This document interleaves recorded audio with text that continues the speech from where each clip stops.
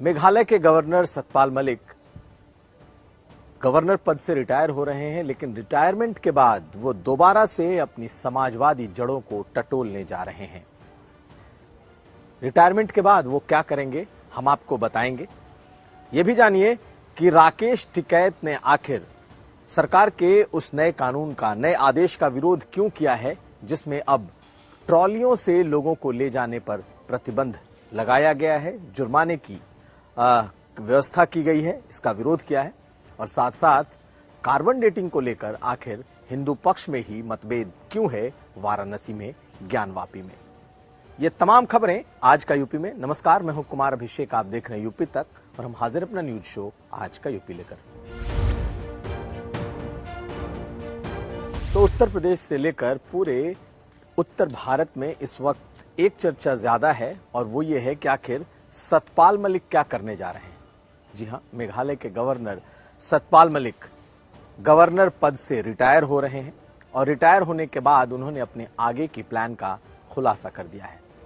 UP तक से ही उन्होंने बात की है और उन्होंने बताया है कि वो अब अपनी समाजवादी जड़ें टटोलेंगे। उनको याद आ गया कि वो पहले कभी जनता परिवार के सदस्य हुआ करते थे, पहले कभी समाजवाद से उनका नाता था, क्योंकि अब जब वो रिटायर हो रहे हैं तो अब वो अखिलेश यादव और जयंत चौधरी दोनों को राजनीतिक सलाह भी देंगे। सतपाल मलिक ने कहा है कि रिटायरमेंट के बाद वो तमाम किसान संघों को फिर से जोड़ेंगे, किसान जो संगठन हैं उनके साथ वार्ता करेंगे। इसके अलावा जो पॉलिटिकल प्लेटफॉर्म है उसे भी वो शेयर करेंगे, यानी कि जयंत के साथ वो मंच पर दिखाई दे सकते हैं, अखिलेश यादव के साथ वो मंच पर दिखाई दे सकते हैं, लेकिन वो किसी पॉलिटिकल पार्टी को ज्वाइन नहीं करेंगे। यानी कि अब राज्यपाल पद से अलग होने के बाद वो राजनीतिक दल को ज्वाइन नहीं करेंगे, लेकिन उनका पूरा रुझान समाजवादी विचारधारा को लेकर और समाजवादी जो दल हैं उन्हें जोड़ने की उनकी मुहिम होगी। किसानों को लेकर जो मुद्दे हैं उसे वो उठाते रहेंगे। अखिलेश और जयंत के बीच सलाह अगर देनी हो पॉलिटिकल पार्टी के तौर पर तो वो भी ये देंगे। यानी कि उन्होंने अपने एजेंडे को एक तरीके से साफ कर दिया है कि राज्यपाल पद से हटते ही वो राजनीतिक तो हो जाएंगे, लेकिन राजनीतिक दल में शामिल नहीं होंगे। तो क्या राजनीतिक दल में शामिल नहीं होने का फैसला उनका अपना है या कोई राजनीतिक दल उन्हें फिलहाल लेने से परहेज कर रहा है?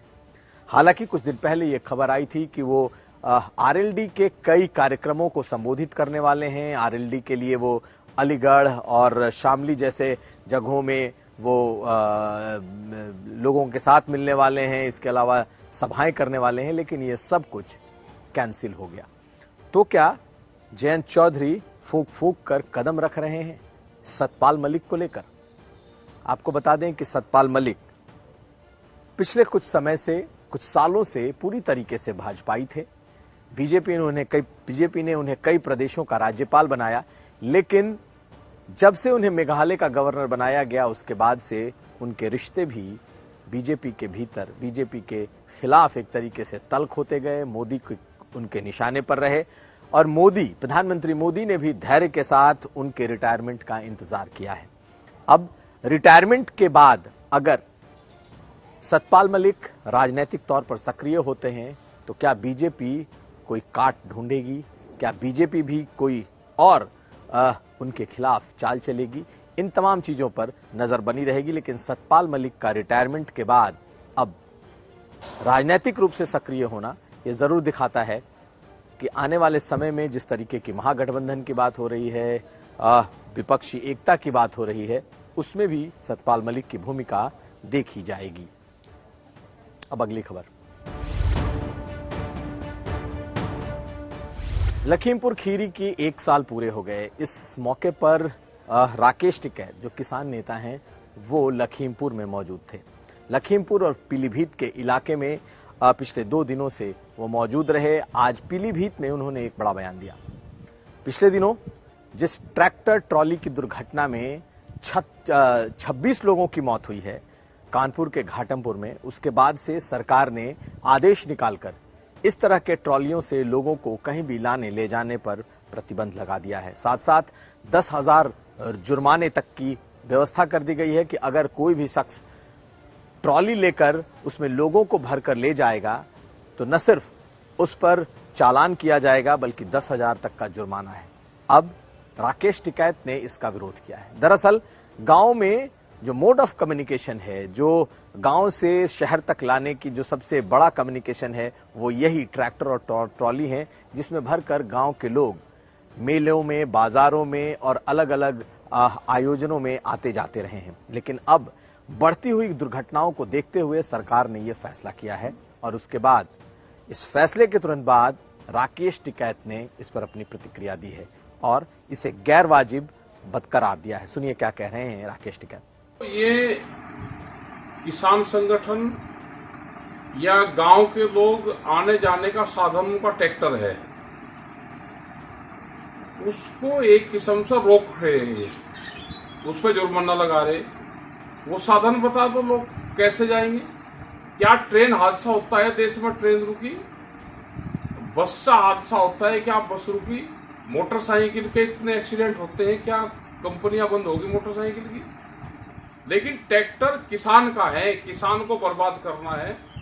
किसान आंदोलन में ट्रैक्टर ना चले, इसलिए ये पूरा प्रोग्राम रचा जा रहा है। ट्रैक्टर सड़कों पर चलेंगे जैसे पहले चलते थे। हम इसका पूर्ण रूप से विरोध करेंगे, सरकार को चिट्ठी भी लिखेंगे इसमें, और हमारा इसका विरोध है, हमारा ऐतराज है। किसानों के खेत में तार नहीं लगने के, किसान के ट्रैक्टर नहीं चलने के, दवाई कौन सी डालनी है वो भी यही बताएंगे, गन्ना भुगतान या वो होगा नहीं, फसल आधे रेट पे बिकेगी, उस पर कोई आदेश नहीं है। भाई मुख्यमंत्री ने तो आदेश ये भी करे थे ना, घोषणा पत्र में बिजली फ्री दी जाएगी, उस पर कोई लागू नहीं, उस पर आदेश से ये। लेकिन जैसे ही घोषणा आज सरकार की होगी, उस पर कार्रवाई शुरू कर दी ट्रैक्टर वाले मामले में, तो हमारा पूर्ण रूप से इसका विरोध रहेगा। और अब आपको बताएं कि वाराणसी के ज्ञानवापी में हिंदू पक्ष के भीतर ही कार्बन डेटिंग को लेकर विवाद छिड़ा हुआ है। हिंदू पक्ष, जिसमें विष्णु जैन और उनके साथ जो 4 महिलावादी हैं, ये सभी चाहते हैं कि जो ज्ञानवापी परिसर में जो शिवलिंग रूप निकला है, जिसे हिंदू पक्ष शिवलिंग कह रहा है जबकि मुस्लिम पक्ष फव्वारा, इसकी कार्बन डेटिंग कराई जाए और इसके एक्सपर्ट कमेटी से इसकी जांच कराई जाए कि क्या यह शिवलिंग ही है या कुछ और। लेकिन जबकि दूसरा पक्ष, जो कि जितेंद्र सिंह बिसेन, जो कि इसके एक प्रमुख वादी हैं और उनकी पत्नी राखी सिंह भी इसमें एक वादी हैं, इन लोगों ने इस बात का विरोध किया है। आज एक प्रेस कॉन्फ्रेंस में बाकायदा जितेंद्र सिंह बिसेन ने कहा कि वो कार्बन डेटिंग का विरोध करते हैं क्योंकि उनकी आस्था है कि वो शिवलिंग है। ऐसे में हिंदू पक्ष के भीतर ही इसे लेकर दो भेद हो चुके हैं कि आखिर जो शिवलिंग, जिसे वो शिवलिंग कह रहे हैं, अगर वो निकला है तो उसका क्या किया जाए। इसकी सुनवाई 7 अक्टूबर को होनी है और ऐसे में देखना यह है कि हिंदू पक्ष के भीतर मचे इस घमासान का क्या कोई न्यायिक असर होता है या नहीं। क्या अदालत इस मुद्दे को आगे बढ़ाती है या फिर ये हिंदू पक्ष के आपसी विवाद में ही उलझकर रह जाता है। तो ये था आज का यूपी। हम फिर हाजिर होंगे, तब तक आप देखते रहिए यूपी तक।